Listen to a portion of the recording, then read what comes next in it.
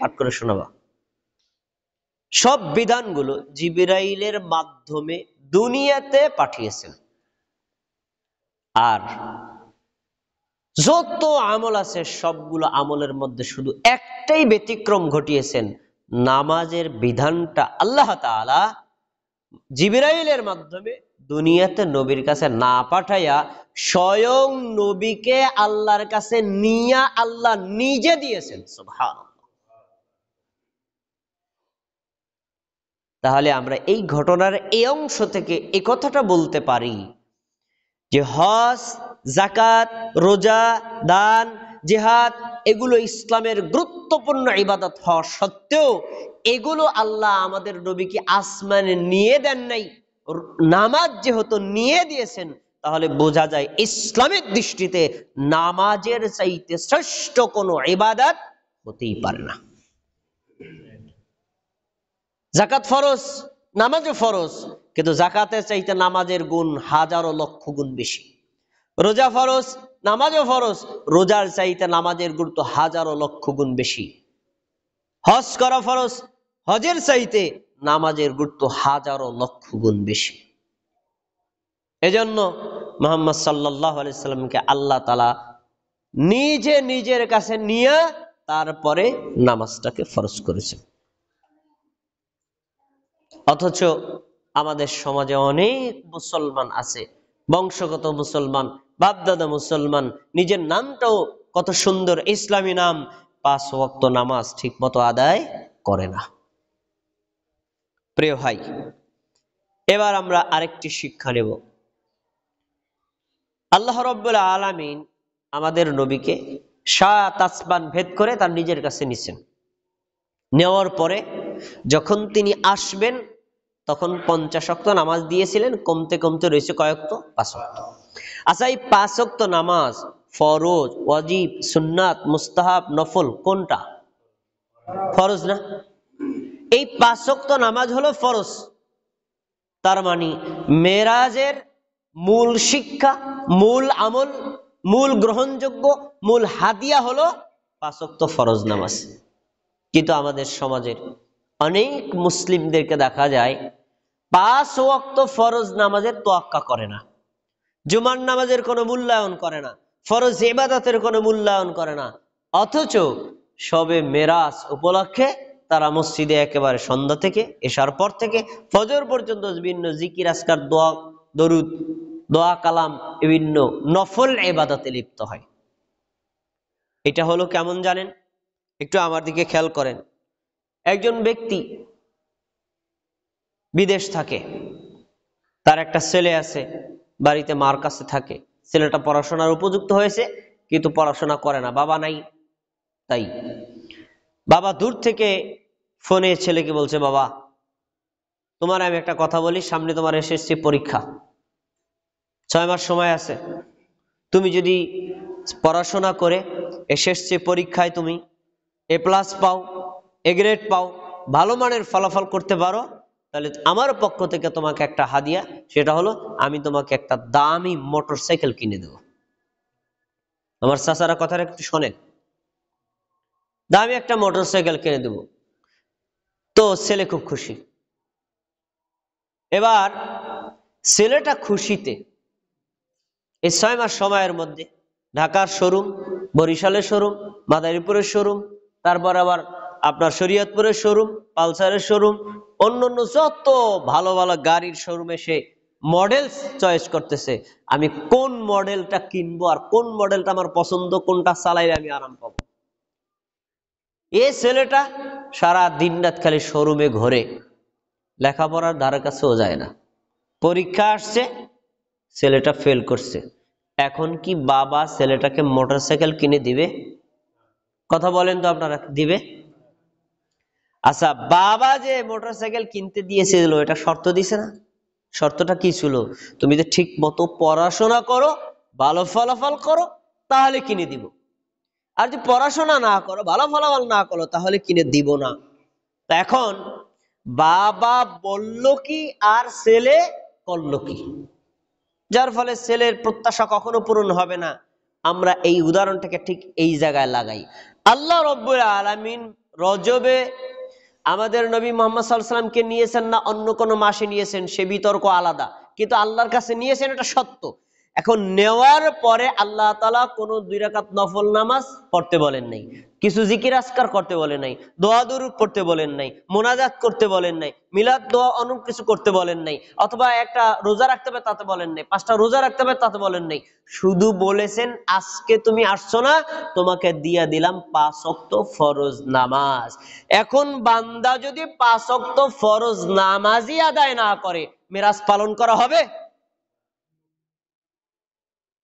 আল্লাহ বললেন 5 ওয়াক্ত ফরজ নামাজ আমি করে দিলাম, তুমি 24 ঘন্টা 5 ওয়াক্ত ফরজ নামাজ পড়লেই তো মেরাজের মূল হাদিয়া গ্রহণ করা হয়। কিন্তু বাঙালি জাতি 5 ওয়াক্ত নামাজ আদায় করবে না, বছরে 1 রাত গিয়ে সেই মেরাজের রাতে জিকির আজকার করে। তা কি লাভটা কি? আল্লাহ বলল কি আর তুমি করলা কি? এটা হলো বোঝার ভুল। তো কোনো ব্যক্তি যদি 5 ওয়াক্ত নামাজ আদায় না করে, সে মেরাজের রাত উপলক্ষে সারা রাত ইবাদত করলেও কোনো লাভ হবে না। আর যদি 5 ওয়াক্ত নামাজ ঠিক মতো পড়ে, সে যদি মেরাজ উপলক্ষে জীবনে একটা সুবহানাল্লাহ না বলে, তাহলে তার কোনো ক্ষতি হবে না। তাহলে আমরা এখান থেকে যে শিক্ষাটা পেলাম, মেরাজ উপলক্ষে আমাদের 1 নম্বর কাজ 5 ওয়াক্ত নামাজ ঠিক মতো আদায় করা। মেরাজের 2 নম্বর আমলীয় শিক্ষা, আমাদের নবী মুহাম্মদ সাল্লাল্লাহু আলাইহি ওয়াসাল্লাম একটা রাতের মধ্যে বাইতুল্লাহ থেকে বাইতুল মুকাদ্দাস, সেখান থেকে 7 আসমান ভ্রমণ করে আবার দুনিয়াতে আসবেন। তার ব্যস্ততা কি কম ছিল না বেশি ছিল? বেশি ছিল। সেই ব্যস্ততার মধ্যেও আমাদের নবী একটা আমল পরিত্যাগ করেননি। সে আমলটা কি? তিনি বললেন, আমি বাইতুল মুকাদ্দাস মসজিদে আসলাম, ফাদাখালতু ফিহি, আমি মসজিদে প্রবেশ করলাম, ফাসাল্লাইতু ফিহি রাকাতাইন, 2 রাকাত নামাজ পড়লাম, সুম্মা খরাজতু, তারপরে মসজিদ থেকে বেরিয়ে গেলাম। তো আমাদের নবী মসজিদে ঢোকার পরে কি করেছিলেন? সেই রাতে 2 রাকাত নামাজ পড়েছিলেন। এত বড় মহা ব্যস্ত রাত্রি, 7 আসমান ভ্রমণ করে আবার দুনিয়াতে আসতে হবে, আমরা মনে করতাম কি এই 2 রাকাত নফল নামাজ না পড়লে কি হয়, থাক পড়ার দরকার নেই। কিন্তু আমাদের নবী এত ব্যস্ততার পরেও মসজিদে ঢোকার পর 2 রাকাত নামাজ বর্জন করেন নাই। তাহলে মেরাজ উপলক্ষে আমাদের 2 নম্বর সুন্নতি আমল হলো, পৃথিবীর যে জায়গায় যে কোনো মসজিদে আমরা ঢুকবো, ঢোকার পরে বসে যাব, 2 রাকাত নামাজ পড়বো। দুখুলুল মসজিদ, 2 রাকাত সালাত আদায় করা। 24 ঘন্টায় যে কোনো সময় ঢোকেন, এমনকি জুমার দিন মসজিদে ঢোকার পরে যদি দেখেন ইমাম সাহেব খুতবা দিচ্ছেন, খুতবা দেয় আপনি আগে 2 রাকাত নামাজ পড়বেন, তারপরে বসবেন। নামাজ না পড়ে মসজিদে বসার পারমিশন ইমাম, খতিম, আলেম, মুফতি, মাওলানা কারো জন্যই নাই। এটা হলো মেরাজের 2 নম্বর শিক্ষা। এবার মেরাজ উপলক্ষে আমাদের 3 নম্বর শিক্ষা হলো, আল্লাহ সুবহানাহু ওয়া তাআলা আমাদের নবী মুহাম্মদ সাল্লাল্লাহু আলাইহি সাল্লামকে বাইতুল্লাহ থেকে বাইতুল মুকাদ্দাস, সেখান থেকে 7 আসমান ভেদ করে আমাদের নবীকে উপরে নিয়েছেন। কার কাছে নিয়েছিলেন বলেন তো? আমাদের নবী মুহাম্মদ সাল্লাল্লাহু আলাইহি সাল্লাম মেরাজের রাতে কার কাছে গিয়েছিলেন? আল্লাহর কাছে। তো যদি সেই রাতে আল্লাহর নবী মুহাম্মদ সাল্লাল্লাহু আলাইহি সাল্লাম আল্লাহর কাছেই গিয়ে থাকেন 7 আসমান ভেদ করে উপরে, তাহলে আল্লাহ কোথায় আছেন? এইটা একটা প্রশ্ন। তাহলে আল্লাহ কোথায় আছেন? আমাদের দেশের সাধারণ মানুষ মেরাজের ঘটনা শোনে, বলে, বিশ্বাস করে, কিন্তু এই মেরাজের ঘটনা থেকে কখনো একটু চিন্তা ফিকির করে না যে আমরা বিশ্বাস করি কি আর বলি কি। আমাদের সমাজের মানুষগুলো 3 শ্রেণীতে বিভক্ত। 1 শ্রেণীর মানুষ বিশ্বাস করে আল্লাহ রাব্বুল আলামিন আছেন সব জায়গাতে, কোনো জায়গা বাকি নেই। তো সব জায়গার মধ্যে আমার পায়ের নিচে জায়গা, ওটাও তো জায়গা, তাহলে কি আমার পায়ের নিচে আল্লাহ আছে? এটা কি আল্লাহকে অপমান করা হয় না? পেশাবখানা, পায়খানা, পতিতালয়, নিকৃষ্ট জায়গা আছে না? মদের আড্ডাখানা, এইসব জায়গাও কি আল্লাহ আছে? তাহলে আল্লাহ কি অপমান করা হয় না? এই জন্য পৃথিবীর সব জায়গাতে আল্লাহ আছে এই বিশ্বাস না আছে কোরআনে, না আছে হাদিসে। এটা হলো একটা একেবারে ভ্রান্ত বিশ্বাস। 2 নম্বর বিশ্বাস হলো, কিছু মানুষ মনে করে আল্লাহ আছে প্রত্যেকটা মানুষের কলবে। তা আমরা এখানে যদি 50 জন লোক উপস্থিত থাকি, 50 জন মানুষের 50টা কলব, এক একটা কলবে যদি এক একজন আল্লাহ থাকে, এই মসজিদে তো আল্লাহ হয়ে গেল 50 জন। অথচ আমরা সবাই জানি আল্লাহ কি? আল্লাহু আহাদ, আল্লাহ হলেন এক এবং একক।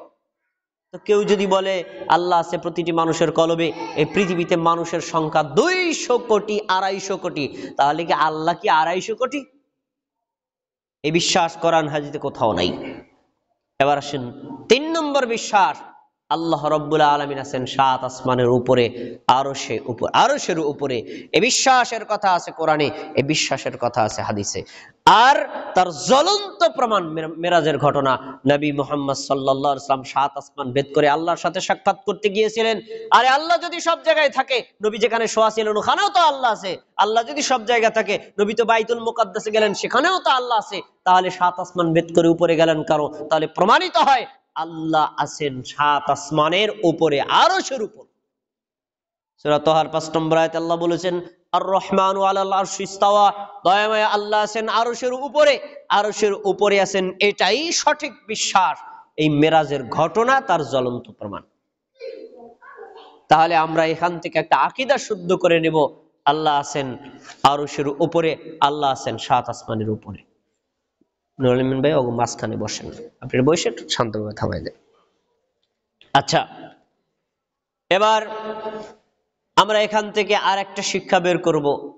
নবী মুহাম্মদ সাল্লাল্লাহু আলাইহি ওয়াসাল্লাম আল্লাহর সাথে সাক্ষাৎ করতে গিয়েছিলেন। আল্লাহ তাআলা কি দেখেছিলেন? আল্লাহ কি দেখেছিলেন?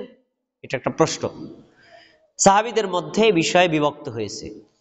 আব্দুল্লাহ ইবনে আব্বাস রাদিয়াল্লাহু তাআলা আনহু বলেন, তিনি আল্লাহকে দেখেছেন সর্বচক্ষু দ্বারা না, অন্তরচক্ষু দ্বারা। আব্দুল্লাহ ইবনে মাসউদ রাদিয়াল্লাহু তাআলা আনহু বলেন, আল্লাহকে দেখেন নাই, তিনি দেখেছিলেন জিবরাইলকে, রফরফকে। জিবরাইলকে দেখেছেন এমন অবস্থায়, আমাদের নবী জিবরাইলকে 2 বার সচক্ষে দেখেছিলেন। একবার প্রথমবার যখন হেরা গুহায় ওহী নিয়ে এসেছিলেন, তখন তিনি দেখেছিলেন জিবরাইলের নিজের আকৃতিতে। এছাড়া যতবার দেখেছেন সবগুলো দেখেছেন মানুষের আকৃতিতে, অন্য কোনো আকৃতিতে। আর দ্বিতীয়বার দেখেছিলেন এই মেরাজের রাতে। কি? রাসূল সাল্লাল্লাহু আলাইহি ওয়াসাল্লাম বলেন যে যখন তাকে দেখেছিলেন, তখন দেখেছিলেন যে এই জমিনে হলো তার পা, আসমানে তার মাথা, পুরো দিগন্ত সে আছে, এমনকি তার আছে 600 ডানা। সুবহানাল্লাহ। জিবরাইলকে নিজ আকৃতিতে দেখেছিলেন, আল্লাহকে দেখেন নাই। তাহলে 2 জন সাহাবীর মধ্যে মতভেদ পাওয়া গেল। আব্দুল্লাহ ইবনে আব্বাস বলেছেন আল্লাহকে দেখেছেন চোখ দ্বারা না, দেখেছেন কি দিয়া? অন্তর দ্বারা। আর আব্দুল্লাহ ইবনে মাসউদ বলছেন দেখেছেন আল্লাহকে না, দেখেছিলেন জিবরাইলকে, রফরফকে। আচ্ছা, এবার আছেন আরেকজন সাহাবী, একেবারে নবী সাল্লাল্লাহু আলাইহি ওয়াসাল্লামের কলিজার টুকরা, নিজস্ব লোক, আয়েশা রাদিয়াল্লাহু তাআলা আনহা। তিনি বলছেন আল্লাহ তাআলাকে তিনি দেখেন নাই। আল্লাহকে তিনি দেখেন নাই, তবে আল্লাহর সাথে কথোপকথন হয়েছে, আল্লাহর অস্তিত্ব তিনি পুরোটাই সেখানে অনুভব করেছেন। এই দলিলটা আমি একটু পরে দিচ্ছি। এই দলিলটা দেওয়ার আগে আমাদের সমাজের কিছু মানুষের কথা বলি। কিছু মানুষ বলে ইমাম আবু হানিফা রাহিমাহুল্লাহ স্বপ্নে 99 বার আল্লাহকে দেখেছেন। কয়বার? 99 বার। আমি ওই 99 ধরলাম না, 100 বারই পূর্ণ করলাম, ধরেন 100 বার দেখছে। এবার আবু হানিফা রাহিমাহুল্লাহ যদি আল্লাহ তাআলাকে 100 বার দেখেন, এবার আপনার কাছে জিজ্ঞাসা, আল্লাহর কি আকার আছে না নিরাকার? বলেন তো ভাই। যখনই এই প্রশ্ন করব তখন তার উত্তর বের হবে আল্লাহ নিরাকার। তা আপনি একটু আগে বললেন ইমাম আবু হানিফা রাহিমাহুল্লাহ আল্লাহকে দেখেছিলেন 99 বার, আবার আপনি বলেন যে আল্লাহ নিরাকার। যদি নিরাকার হয় তা দেখলো কি? আর যদি দেখেই থাকে তা নিরাকার হয় কেমনে? বুঝান তো ভাই, আমারে বুঝান একটু। আপনার বক্তব্য আর আকীদার সাংঘর্ষিক কেন? আপনার বক্তব্য আর আকীদার সাংঘর্ষিক কেন? কোনটা সত্য? একটা সত্য হবে, হয় আল্লাহ নিরাকার হলে তিনি দেখেন নাই, এটা সত্য হবে। আর যদি দেখেই থাকেন তাহলে আল্লাহ নিরাকার নন, এটাই সত্য। কোনটা সত্য বলেন? আল্লাহ তাআলা নিরাকার এ আকীদা কোরআনেও নাই, এ আকীদা হাদিসেও নাই, এ আকীদা ফিকহের কিতাবেও নাই, এই আকীদা চার মাযহাবের ইমামদেরও নাই, এটা হলো ভ্রান্ত আকীদা। অবশ্যই আল্লাহর আকার আছে, কিন্তু ওই আকারটা শুধু আল্লাহর সাথেই তুলনার যোগ্য, পৃথিবীর কোন সৃষ্টির সাথে তুলনার যোগ্য না। আল্লাহ কার মতো? আল্লাহ আল্লাহর মতোই। আল্লাহর সাথে তুলনা দেওয়ার মতো সৃষ্টি আল্লাহ কাউকে সৃষ্টি করেন নাই। অতএব আল্লাহ নিরাকার, এটা একটা ভুল বিশ্বাস। তার বাস্তব প্রমাণ আমাদের নবী মেরাজের রাতে আল্লাহর সাথে দেখা করতে গেলেন। আরে যদি আল্লাহ নিরাকারই হয়, তা কার সাথে দেখা করলেন? হাওয়ার সাথে কোনো দেখা হয়? আপনাদেরকে যদি বলি ভাই আমার বাড়িতে বেড়াইতে যায়েন অমুক সময়, তা আপনার আমার বাড়িতে ঢুকছেন আর আমি বাড়ি থেকে পালাই গেলাম, এটা কি আপনাদেরকে অপমান করা হলো না? আমার বাড়িতে গেলেন, আমি দাওয়াত দিয়ে নিলাম, আমি বাড়িতে উপস্থিত নাই, এটা আপনাদের অপমান করা হলো না?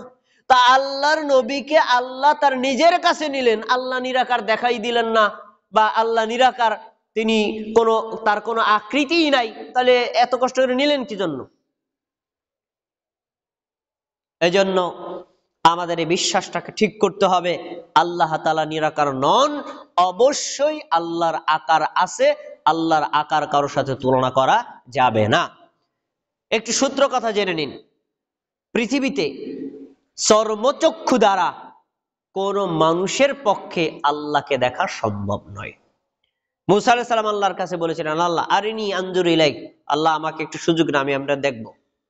তখন তিনি বলছেন, লাং তারানি, কখনো তুমি আমাকে দেখতে পারবা না। এই কখনোর মিনিং হলো দুনিয়াতে কখনো দেখতে পারবা না। দুনিয়াতে আমাদের যে চোখের পাওয়ার, আল্লাহকে কখনো দেখা সম্ভব নয়। কিয়ামতের দিন যারা আমরা জান্নাতে যাব, আল্লাহ তাআলা আমাদেরকে সেরকম চোখের পাওয়ার দিবেন যে কিয়ামতের দিন আমরা আল্লাহকে দেখতে পারবো। কিয়ামতের দিন জান্নাতে গিয়ে আল্লাহর দিদারের চাইতে শ্রেষ্ঠ কোনো নিয়ামত আর হতে পারে না। এখন এবার রাসূল সাল্লাল্লাহু আলাইহি ওয়াসাল্লাম মেরাজের রাতে চর্মচক্ষু দ্বারা আল্লাহকে যে দেখেন নাই, তার জন্য একটা হাদিস বর্ণিত আছে। হাদিস থেকে তিনটা শিক্ষা আছে, আমি তিনটা শিক্ষা একটু আপনাদের সামনে তুলে ধরতে চাই। দেখেন, সহিহ মুসলিমের হাদিস। মাসরুক রাহিমাহুল্লাহ বলেন, কুনতু মুত্তাকিয়ান ইনদা আয়েশা, আমরা একদিন নবীর স্ত্রী আয়েশার কাছে ছিলাম হেলান দেওয়া অবস্থায়। فقالت يا أبا عائشة ثلاث من تكلم بواحدة منهن فقد أعظم على الله الفرية।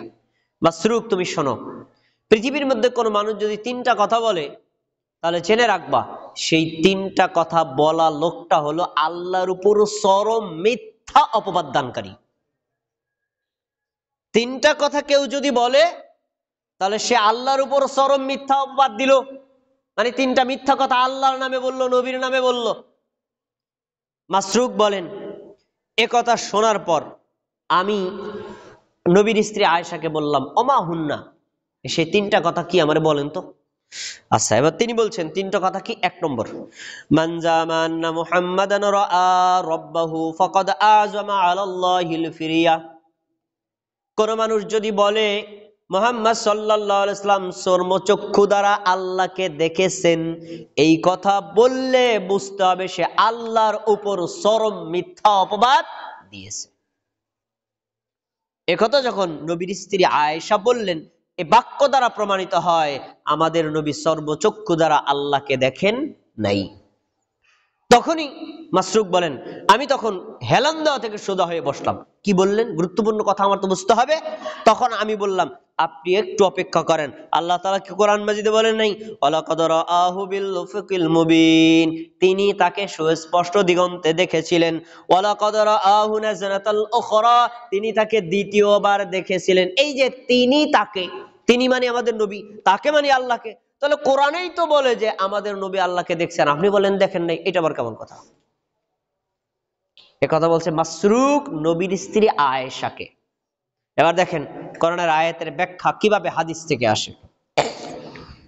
তখন আয়েশা বলছেন, আনা আউয়ালু হাযিহিল উম্মতি সাআলা আন যালিকা রাসূলুল্লাহ সাল্লাল্লাহু আলাইহি ওয়াসাল্লাম। এই দুইটা আয়াত সম্পর্কে এই উম্মতের মধ্যে আমাদের নবীকে সর্বপ্রথম আমি প্রশ্ন করেছি, আমার আগে কেউ প্রশ্ন করে নাই। আমি নবীকে জিজ্ঞেস করেছি, তিনি তাকে, তিনি মানে তো আপনি বুঝলাম, কিন্তু তাকে মানে আল্লাহকে, আপনি কি আল্লাহকে দেখেছিলেন? আয়াতেই কথা বলে।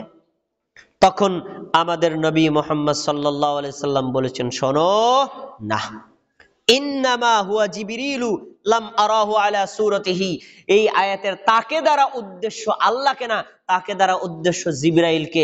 আমি জিবরাইলকে জীবনে দুইবার নিজ আকৃতিতে দেখেছি, একবার মেরাজের রাতে, আর একবার হলো প্রথমবার যখন ওহী নিয়ে আসেন। সেই জিবরাইলকে বোঝানো হয়েছে, আল্লাহকে না। কেননা তুমি কি আয়াত পড়ো নাই যে পৃথিবীতে কোন মানুষের চক্ষু লা তুদরিকুল আবসার ওয়া হুয়া ইউদরিকুল আবসার, পৃথিবীর কোন মানুষের চক্ষু আল্লাহকে বোধগম্য করতে সক্ষম না, দুনিয়ার চক্ষু দ্বারা আল্লাহকে দেখা যাবে না।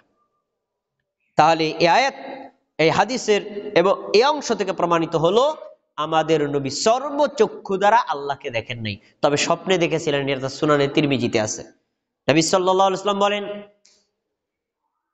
আতানিল লাইলাতু রাব্বি, আমার রব স্বপ্নে আমার নিকটে আসলেন, আমি দেখলাম ফি আহসানি সূরাতিন, খুব চমৎকার আকৃতিতে আমার রব আমার কাছে এসেছেন। তাহলে আমাদের নবী স্বপ্নে দেখেছিলেন, এটা আছে, সচক্ষে দেখেন নাই। এক নম্বর। দুই নম্বর, শোনো, কেউ যদি এ কথা বলে, ওমান জামা আন্না রাসূলুল্লাহ সাল্লাল্লাহু আলাইহি ওয়াসাল্লাম কাতামা শাইআন মিন কিতাবিল্লাহি ফাকাদ আযমা আলাল্লাহিল ফিরিয়া। দুই নম্বর, কেউ যদি বলে মুহাম্মদ সাল্লাল্লাহু আলাইহি ওয়াসাল্লাম আল্লাহর দেওয়া ওহীর কিছু অংশ গোপন করেছেন আর কিছু অংশ প্রকাশ করেছেন, এ কথা কেউ যদি বলে, তাহলে সে আল্লাহর উপর চরম মিথ্যা অপবাদ দিল। এরকম মিথ্যা অপবাদ দেওয়া মানুষ আছে। দেখবেন কিছু মানুষ বলে আল্লাহর কালাম হলো 90,000, 30,000 জাহিরি আর 60,000 হলো বাতিনি। 30,000 জাহিরি কি, ওই যে কোরআনের আয়াতগুলো হলো 30 পারা, তো 30 পারা আয়াতকে তার বলে 30,000, এগুলো হলো জাহিরি। তো আর বাকি যে 60,000, এটা বাতিনি। আল্লাহ তো আল্লাহ নবীরা বলেন না, এটা গোপন রাখছেন। এটা আছে কোথায়? এটা হলো পীর সাহেবের সিনা বাই সিনা আসে। পীর হলে আর মুরিদ হলে তুমি বুঝতে পারবা, পীর মুরিদ না হলে এটা বুঝতে পারবা না। তাইলে এই যে কথা, এই কথা দ্বারা বোঝা যায় আমাদের নবী আল্লাহর কিছু ওহী গোপন করেছেন। আমাদের নবীর স্ত্রী বললেন, কেউ যদি বলে নবী আল্লাহর কোন ওহী গোপন করেছেন আর কিছু ওহী প্রকাশ করেছেন, এই কিছু ওহী গোপন করেছেন, এ কথা বললে সে আল্লাহর উপর চরম মিথ্যা অপবাদ দিল।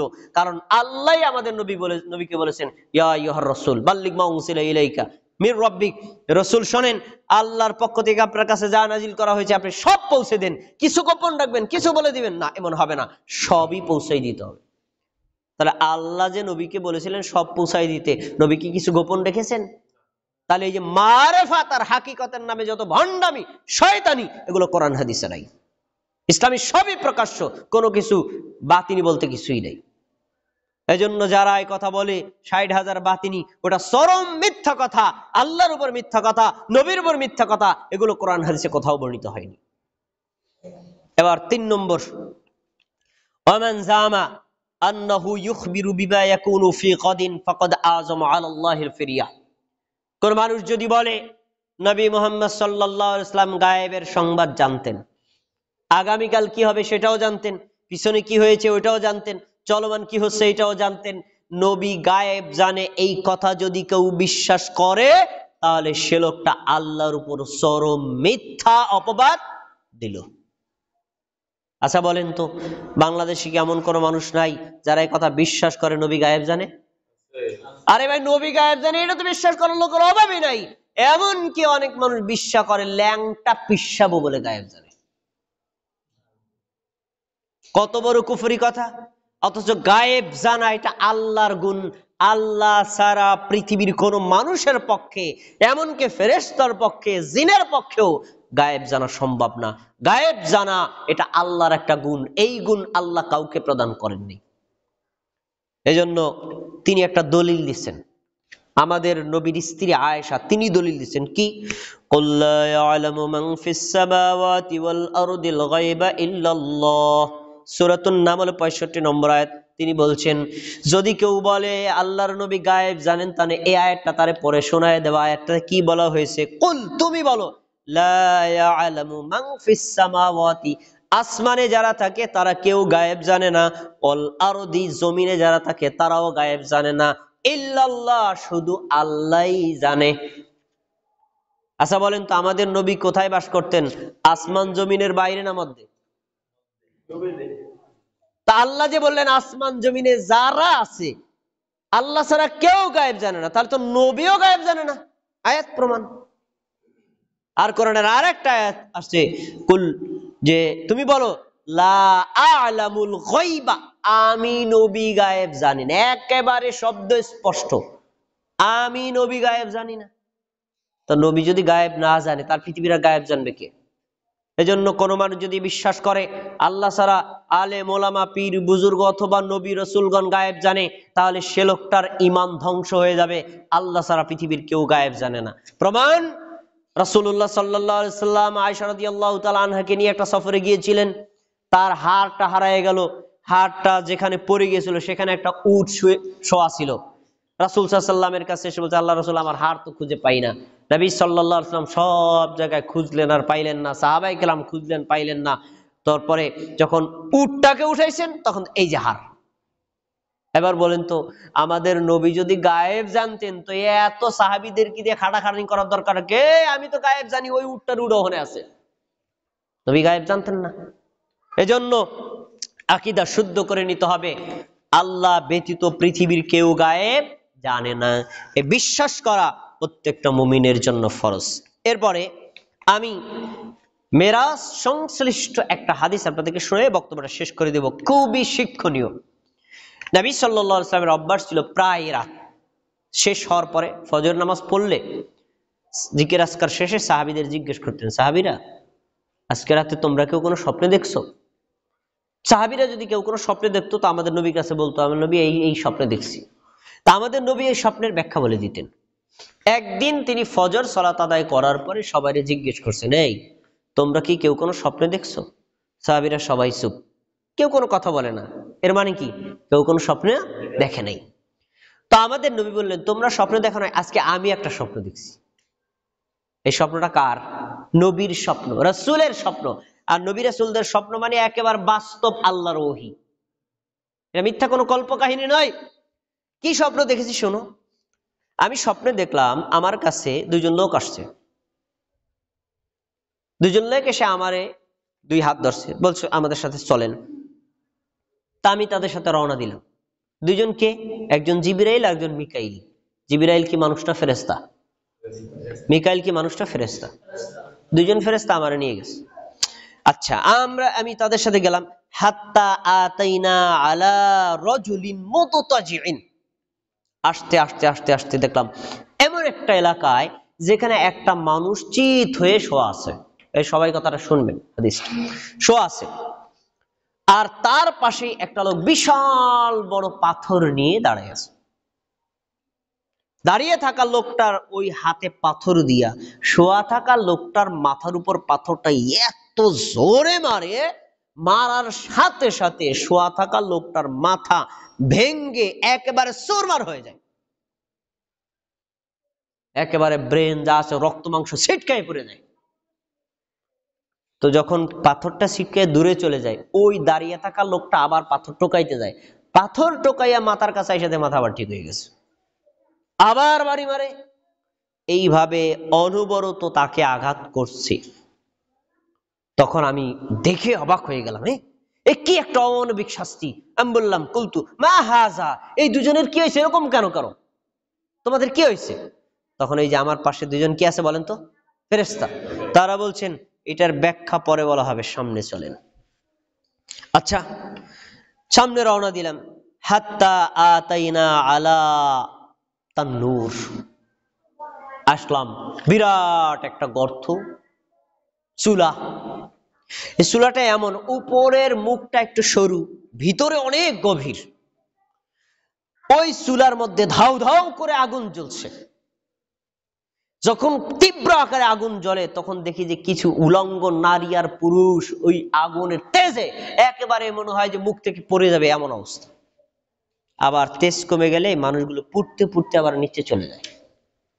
তা আমি বললাম, মা হাজা হাজি, এই ঘটনা কি? উলঙ্গ অবস্থায় মানুষদেরকে আগুনে পোড়ানো হচ্ছে, এটা কেন? তখন ওই দুইজন ফেরেশতা বলছেন, সামনে চলেন। আবার সামনে গেলাম। সামনে যেতে যেতে দেখলাম একটা লোক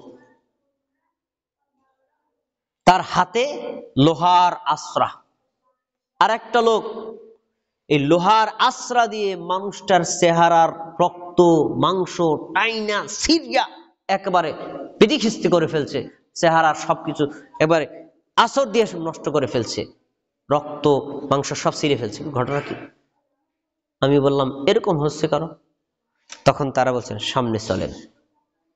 এবার আরো সামনে গেলাম, সামনে গিয়ে দেখলাম একটা নদী, নদীর মধ্যে যে পানি ওইটা আসলে স্বাভাবিক পানি না, পুষ রক্ত মাংস গন্ধ তীব্র খারাপ জায়গা। ওটার মধ্যে একটা মানুষ সাঁতার কাটতেছে, তীরে নদীর তীরে একটা লোক দাঁড়িয়ে আছে, তার হাতে একটা পাথর। তো ওই পাথরটা যখন লোকটা সাঁতার কাটতে কাটতে হয়রান হতে হতে নদীর তীরে উঠবে, কাছে আসে, তখন ওই তীরে থাকা লোকটা পাথর নিক্ষেপ করে তার মাথার উপর লাগে, আবার সে ওইটার ভিতরে হাবুডুবু খায় আর সাঁতার কাটে। এভাবে শাস্তি দিতেই আছে। আমি বললাম এরকম অমানবিক শাস্তি হচ্ছে কেন? তখন তারা বলছেন সামনে চলেন।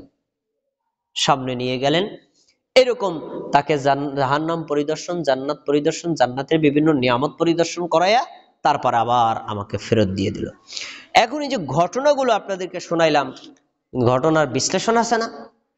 ওই ফেরেশতা দুইজন আমাদের নবীকে বিশ্লেষণ করছেন, বিশ্লেষণগুলো শোনেন। 1 নম্বরে দেখেছিল একটা লোক চিত হয়ে শুয়ে আছে, পাথর দিয়ে তার মাথা আঘাত করছে, মাথা ভেঙ্গে চুরমার হয়ে যাচ্ছে। তখন ফেরেশতা দুইজন বলছেন এরা কারা জানেন? যে লোকটার মাথা ভেঙ্গে চৌচির করা হচ্ছে ওই লোকটা হলে এমন কোরআন জেনেছে, হাদিস জেনেছে, ইসলাম ইমান বুঝেছে, আল্লাহর ফরজ বিধান জেনেছে, জানার পরেও ফজরের আজান শুনে ঘুম থেকে ওঠে নাই, ফজরের নামাজ আদায় করে নাই, এই জন্য তাকে পাথর দিয়ে আঘাত করে মাথা ভেঙ্গে চুরমার করা হচ্ছে। তাহলে হাদিসের অংশ থেকে প্রমাণিত হয় ফজর সালাত কেউ যদি ঠিকমতো আদায় না করে, কিয়ামতের দিন তাদেরকে পাথর দিয়ে আঘাত করে মাথা ভেঙ্গে চুরমার করে দেওয়া হবে। 2 নম্বর, ওই চুলার মধ্যে মানুষগুলো আগুনে পুড়ছে, এরা কারা? এরা হলো স্বামী স্ত্রী বহির্ভূত জেনার সাথে লিপ্ত যারা ছিল তারা। ওই নারী পুরুষদের আগুনে পোড়ানো হচ্ছে, যতদিন পর্যন্ত তাদের অপরাধের শাস্তি শেষ না হবে ততদিন পর্যন্ত আগুনে তাদেরকে পড়তেই হবে। এটা হলো জেনার শাস্তি। 3 নম্বর, যখন আমি দেখলাম ওই যে আঙ্গুল দিয়ে লোহার আশ্রা দিয়ে চেহারা একদম চৌচির করে ফেলেছে, রক্ত মাংস সব ছিলে ফেলছে, এটা কি? এটা হলো ওই লোক যারা পরস্পরের মধ্যে মিথ্যা কথা বলে, গীবত বলে মানুষের মধ্যে সম্পর্ক নষ্ট করে। আমি আপনার বিরুদ্ধে বললাম, আবার আপনি আমার বিরুদ্ধে বললেন, এরকম মানুষের মধ্যে যে একে অন্যজনের সাথে গীবত বলে, মিথ্যা কথা বলে সম্পর্ক নষ্ট করে, এই অপরাধে যারা জড়িত, গীবতের সাথে যারা জড়িত, পরনিন্দার সাথে জড়িত, মিথ্যা কথার সাথে যারা জড়িত, চগলখড়ের সাথে যারা জড়িত, কিয়ামতের দিন তাদেরকে এইভাবে আঘাত করা হবে। 4 নম্বর হলো যে লোকটারে দেখছেন পুষ রক্ত দুর্গন্ধ ময়লার মধ্যে হাবুডুবু খাচ্ছে, আবার সাঁতার দিয়ে উপরে উঠতে চায়, আবার পাথরের আঘাত খায়, এই লোকটার অপরাধ হলো দুনিয়াতে লোকটা ছিল সুদখোর। সুদখোরের শাস্তি হলো এরকম, যারা সুদ খায় তাদেরকে কিয়ামতের দিন এরকম রক্ত পুষ দুর্গন্ধ ময়লা আবর্জনার মধ্যে হাবুডুবু খেতে হবে। আর তীরে যখন আবার উঠতে চাইবে তখন আবার ফেরেশতার পাথরের আঘাতে সে জর্জরিত হবে। 4টা অপরাধ আমরা এই হাদিস থেকে পেলাম। তাহলে এই অপরাধগুলো কি আমরা করব না ছেড়ে দিব? 1 নম্বর, কখনো ফজর সালাত কাজা করা যাবে না, শুধু ফজর নয় 5 ওয়াক্ত সালাতই কাজা করা যাবে না। 2 নম্বর হলো কখনো আপনি জেনার সাথে লিপ্ত হতে পারবেন না। 3 নম্বর হলো কখনো চগলখড়ি, মিথ্যা কথা অথবা গীবত করা, পরনিন্দা করা, এই অপরাধের সাথে জড়িত হওয়া যাবে না। 4 নম্বর হলো সুদ খাওয়া যাবে না, সুদ দেওয়া যাবে না, সুদের সংশ্লিষ্টতা থাকা যাবে না, সুদের সাক্ষী থাকা যাবে না, সুদ সংশ্লিষ্ট কোনো কর্মের সাথে জড়িত থাকা যাবে না। এই 4টা অপরাধ রাসূল সাল্লাল্লাহু আলাইহি ওয়াসাল্লাম সেদিন জাহান্নামে গিয়ে দেখে এসেছিলেন। অতএব আমাদেরকে এই অন্যায়গুলো বর্জন করতে হবে। আল্লাহ তাবারাকা ওয়া তাআলা আমাদের সবাইকে এই ঘটনা থেকে, এ ধরনের অপরাধ থেকে বিরত থাকার তৌফিক দান করুন।